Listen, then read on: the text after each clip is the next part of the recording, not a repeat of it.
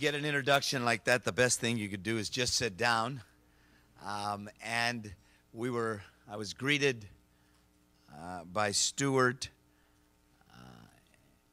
and General Fu when I got here, and he said to me something to the effect, "What do you want me to say?" I said, "Well, you know me. Say whatever you want to say." And when you get an introduction from a friend, one with whom you have shared many years of working together, and that introduction is as warm and generous as that one, all you can say is thank you for the generosity of that introduction. Thank you for your friendship. But let me reciprocate, because there's a reason why he's the Southern California chair of the C100 group. Anybody who knows him, not just a MacArthur Fellow, a genius, if you will, but a man who's been in the trenches, who could have done and could do anything, but has elected to be an advocate for a community, to head up a legal center that is spoken not just for the wealthy and the influential in this community and in the broader API community, but is spoken for the poorest, for those who don't have a voice. And he is a civil rights leader, make no mistake about that, not just representing the Chinese American or the API community, but a civil rights leader who is among the finest, the strongest, and the most eloquent. Please give him a big hand. Your leader. And far be it from me, after such a generous and heartfelt introduction, to correct you, Stuart, but I will, because it, in fact, is me who is honored to welcome all of you, not the other way around. I am mayor of the city of Los Angeles, and it is true, it did not, whenever I go to a Beverly Hills hotel, even a hotel of my dear friend Benny Allergen, wherever you are, Benny, he owns this hotel. It's not lost on me that I'm invited to speak to a group of people who are coming to Los Angeles in a city outside of Los Angeles. But it is an honor to be here because, as I understand it, you meet in 4 cities: Washington, D.C., New York, San Francisco, and Los Angeles, and you've come here to convene every 4 years, I guess. And so this is my first opportunity to greet you. And when you read the list of individuals who are members of this organization, and recognize this isn't just a group of top Chinese American, Chinese leaders. This is a group of American leaders. I know there are non-Americans as well, but particularly on the American side, a group of American leaders who are among the most distinguished anywhere. This group, without question, is a group of people who are among the most talented anywhere in the United States. And so I'm very honored to be here with all of you. And I was particularly honored to be greeted not just by Stuart, my friend, by General John Fu, who also greeted me. And of course, Stuart, in his, only the way that a friend could do, immediately tells me he's the first Chinese American general. And I said, yes, I know that. And he began to recount his accomplishments, all of which I had read. But I can tell you, we are very, very fortunate to have him here as well. And I want to acknowledge you, General Fu. Give him a big hand. And as I said, I know that not all of you are from the United States. Some are from Taiwan, Hong Kong, the mainland, growing up with different backgrounds and perspectives.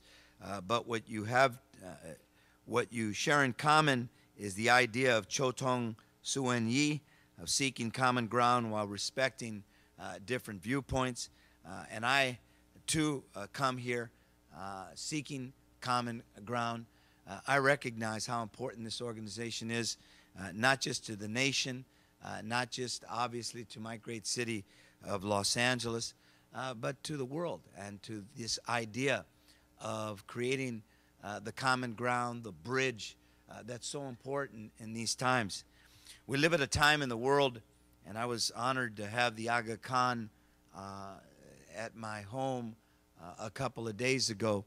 And we're living at a time of great conflict and confusion, a time when there are too few of us in the world who are reaching out, who are trying to create the bridge of friendship, the bridge of understanding, and your organization is doing that. You're doing it for the Chinese American community, but you're doing it for all of us here in the United States as well. You're doing it for those who live in the mainland or Taiwan, those who live in Hong Kong, all of the people in these two great countries who enjoy so much in terms of friendship, but sometimes have conflict and misunderstanding. And this organization is critical, I think, to creating that bridge of understanding, which is so important. It's fitting that you're here in the City of the Angels, and I know that you, as I said, rotate this, but I'm very proud of the fact that we have the largest Chinese American community anywhere in the United States of America. You should know there are some 37 different nationalities that have their largest population here, actually outside of their country of origin. So you're not one of that 37, but what you share in common with that 37 is that this is the place where the world comes together. This is the city. I've said many times, and I think the election of Tom Bradley, the first African American of a major city. I mean, I think there was one other, but when I say major city, I'm talking about the top 5. First African American mayor of a major American city. Me, the first American of Mexican descent in 133 years, and the first American of Mexican descent to lead a major American city. And I think, actually, I should clap for you, because it says, and I always say this, it says much more about you, much more about our city and our country than it does about me. This really is the city where people don't care who your father was or is, or your mother for that matter.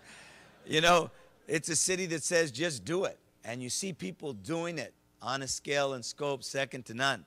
I know, and Stuart said that I know many of the Committee of 100 members, and I do.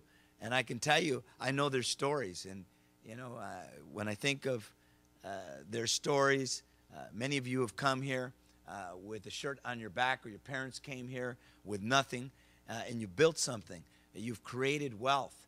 You've reached the pinnacles of academic success.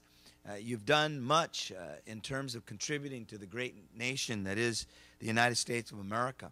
And that, I think, is testament to the great country we live in, but it's also a testament to just how important it has been to this country to have, to be a place where the world comes together, to have so many different people coming from every corner of the earth, from Africa, from Asia, from Latin America, from Europe, contributing and making this place, this great country of ours, an even better place. And it's also fitting that we're here in Los Angeles because we move more goods from China than any seaport in the United States of America, the 5th largest seaport in the United States, in the world rather, the largest in the United States.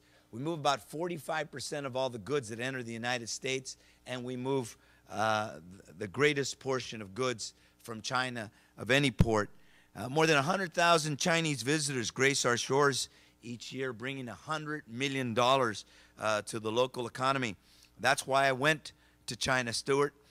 We opened our first overseas tourism offices in Beijing. That's why I stood up even against members of my own party on the issue of visas and the like, and for China, because I recognize in the next 5 years, 50 million mainland Chinese are going to be able to travel around the world. And their number one destination point is the United States of America. And within the United States, the one place they want to come to is Hollywood, Disneyland, Beverly Hills, Los Angeles, you know, the whole gamut. And so make no mistake, I'm very focused on that as well. When I was in China, we signed agreements to strengthen relationship with governments, local ports, and businesses. And importantly, we strengthened the bonds of friendship. You know, maybe it's because